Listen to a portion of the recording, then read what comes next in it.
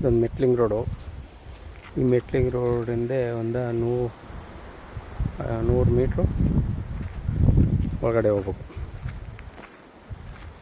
100 metre ಒಳಗಡೆ ಹೋದ್ರೆ 1 ಎಕರೆ 1 ಗುಂಟೆ ಒಂದು ಲ್ಯಾಂಡ್ ಬಂದಿರೋದು.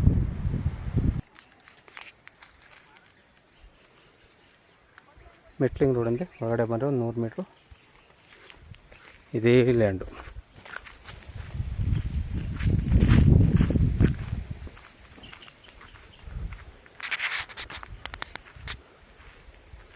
ರೆಡ್ ಸಾಯಿಲು, ಜನರ ಪ್ರಾಪರ್ಟಿ, ಲಿಂಗಾಯತರದು. ಇದು ಮೈಸೂರು ಗುಂಡ್ಲುಪೇಟೆ NH ರೋಡ್ಗೆ 7 ಕಿಲೋಮೀಟ್ರ್ ಆಗುತ್ತೆ.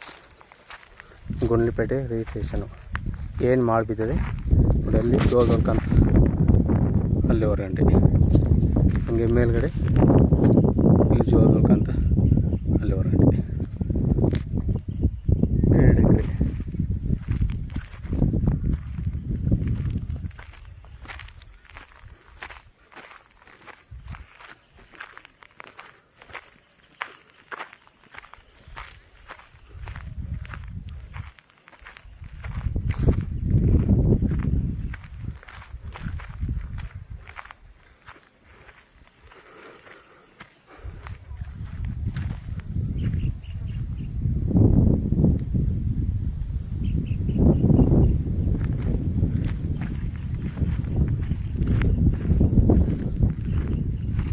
ಏನು ಮಾಡಿಬಿದ್ದ ಈ ಲ್ಯಾಂಡು 1 ಎಕರೆ 1 ಗುಂಟೆ.